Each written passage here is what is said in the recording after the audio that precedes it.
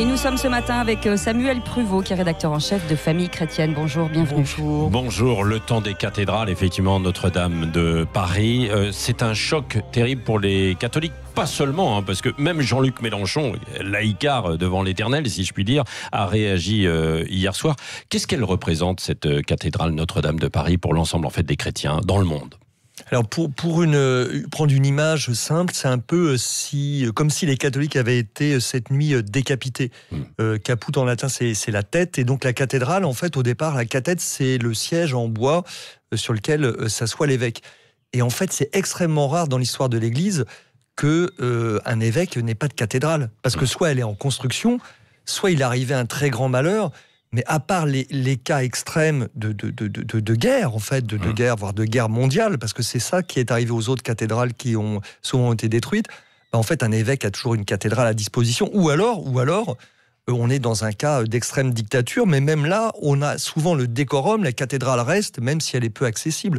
Et là, justement, le symbole, c'est une sorte de décapitation, sauf que si je file la métaphore, elle est un peu dure, La décapitation a au moins l'avantage d'être brève. D'un coup, la tête tombe. Et là, de fait de voir pendant des minutes, des heures, sous nos yeux... Ça a été quand même rapide, bref, si je puis dire. Parce que, non mais, déclenchement de l'incendie à 18h30, 18h50, les premières flammes, et la flèche, une heure après, qui s'abat. Ça a été... mais ce qui a été long, bien sûr, par rapport au temps long, vous avez raison, par rapport entre le... Elle a 800 ans, cette cathédrale. Voilà, 850 en une heure, ans. Elle part en fumée. Exactement. Donc ça, pour le coup, c'est terrible. Mais ce que je soulignais là, c'est que nous sommes, et vous êtes d'ailleurs un peu une locomotive de la chose, et je ne vous fais pas du tout de reproche, nous sommes à l'heure maintenant du commentaire immédiat et des réseaux sociaux, et le fait de voir brûler sous nos yeux dans les réseaux sociaux avec les commentaires, vous parliez de Jean-Luc Mélenchon, mais il y a eu des tonnes et des tonnes de commentaires que nous avons vus arriver en direct. Nous avons même vu arriver en direct le président de la République, et nous avons vu comment est-ce que le timing même de l'État, du président de la République, qui avait quand même... préparé, j'allais dire, son coup depuis longtemps, même lui a dû céder à cet événement qui dépasse tout, et lui-même être en attente, parce qu'il attendait, excusez-moi, comme un petit garçon devant cet événement énorme. Et pour filer aussi la métaphore, c'est comme s'il suçait son pouce en disant je vais essayer de prendre la parole au bon moment si les événements me le permettent. Oui, c'est ça, parce qu'à un moment donné, dans la nuit, hier soir vers 23h, il y avait même des risques pour l'ensemble de l'édifice, Et vous êtes tout à fait. Moi, je suis évidemment pas le seul.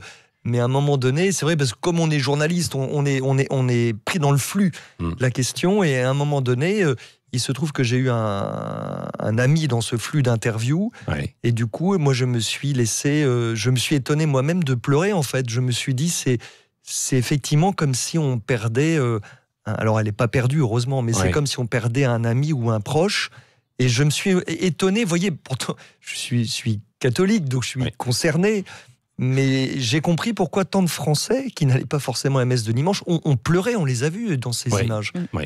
Et entre nous, pour des catholiques, c'est aussi extrêmement réconfortant, parce que, vous savez, il y a un syndrome catholique ces dernières années, c'est dire on n'est pas compris, on est peu nombreux, on n'est pas aimé, peut-être que notre message, que Jésus-Christ, Marie, sa mère, tout ça, ça percute plus trop les Français.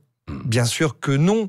On voit bien que c'est pas juste le patrimoine qui a brûlé, il y a une pudeur que je comprends aisément, mais on ne pleure pas juste une charpente, des cailloux, on pleure quelque chose qui nous dépasse, quelque chose qui est sacré, et ça, je trouve que c'est un formidable hommage. Oui, ça peut rapprocher les Français de l'Église. Ah non, c'est pas que ça peut, ça va. Enfin, l'idée n'est bien sûr pas le but de l'affaire, mais ça rapproche, je crois vraiment, les Français entre eux, et ça met aussi l'Église. Je trouve que c'est plutôt une responsabilité pour l'Église. Vous voyez, la question n'est pas tellement de savoir si les Français vont se rapprocher de l'Église. Je trouve, moi, comme catholique, que la question est de savoir, est-ce que les catholiques sont à la hauteur de l'événement ? C'est-à-dire, à un moment donné, vous pouvez croire à tort que vous n'êtes plus aimé, plus compris. Et quand vous voyez un tel soulèvement unanime d'affection, et qui me semble vrai, très vrai, et ce n'est pas des paroles politiciennes, est-ce que vous êtes à la hauteur de ce sursaut d'émotion, de tout ce que vous véhiculez malgré vous ? Parce que dans les veines de Notre-Dame de Paris passe notre histoire, tellement de valeurs et finalement une espérance secrète. Et est-ce que l'Église sera capable de verbaliser cette espérance qui est ressortie quand même comme une sorte d'un seul coup sous le choc, finalement, la glace a été brisée et on voit que bien sûr, les Français ne sont pas indifférents. Oui. Samuel Pruvot, à cette sidération hier soir et cette stupeur, s'ajoute le fait que c'est en pleine Semaine Sainte, avant Pâques. Hein. Vous avez... Alors forcément, c'est la plus grande semaine pour nous.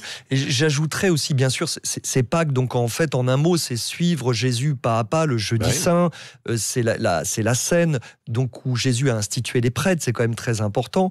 Le vendredi saint, c'est le chemin de croix. Le samedi saint, c'est l'attente de la résurrection de Jésus. Mais il y a un élément auquel on ne pense pas forcément, mais qui techniquement est un traumatisme supplémentaire. Dans chaque cathédrale, le mercredi saint, donc demain, normalement à Paris, devaient se réunir tous les prêtres et un grand nombre de fidèles pour recevoir les huiles saintes, qui sont les huiles qui servent notamment pour les baptêmes. Et forcément, ce rassemblement, cette cérémonie du mercredi saint n'aura pas lieu. Et c'est un traumatisme supplémentaire pour les catholiques et les fidèles, comme je le disais au départ. En fait, ce corps a été décapité. Donc cette cérémonie, forcément, elle aura lieu ailleurs. Dans d'autres églises de la capitale. Exactement, mais c'est profondément traumatisant puisque ce lieu n'est plus à disposition. Oui, Samuel Pruvot, est-ce qu'on peut espérer une venue, par exemple, du pape dans les jours qui viennent à Paris ? Est-ce que vous le souhaitez ? Je n'ai pas, j'ai pas du tout mais est-ce que j'ai pas du tout d'infos et ça serait très bien. Mais vous voyez, je pense que c'est pas ça qui est le plus à espérer. Ce que je me disais, alors peut-être que c'est déplacé, mais je me disais, c'est quand même curieux. Bon, un catholique est peut-être plus sensible que d'autres à la providence. Moi, comme journaliste, je suis spécialisé en politique, donc j'étais derrière mon écran pour écouter Emmanuel Macron, avec un timing et des annonces qu'il avait préparées au millimètre près. Et finalement, c'est un raccourci assez brutal, mais quelle annonce a-t-il pu faire hier soir ? Nous rebâtirons Notre-Dame de Paris. Et pour moi, il y a quelque chose de providentiel au sens que dans cette période difficile pour la France où les catholiques et tous les Français cherchent finalement un grand chantier, on puisse faire quelque chose ensemble sans se taper sur la tête et être totalement dépressif, je crois sans rire. Quelqu'un disait hors plateau, vous savez, dans une semaine, ça sera fini. Dans une semaine, ça ne sera pas fini. Le grand chantier de Notre-Dame de Paris, il va durer des années. Et je suis sûr que dès maintenant, dès l'heure où nous parlons, il va y avoir une tonne de générosité financière, matérielle vis-à-vis de Notre-Dame de Paris. Je suis prêt à en reparler dans un an. Ça va défouler et déchaîner la générosité. Oui, merci beaucoup Samuel Pruvot pour cette excellente analyse sur ce drame, rédacteur en chef donc de Famille Chrétienne.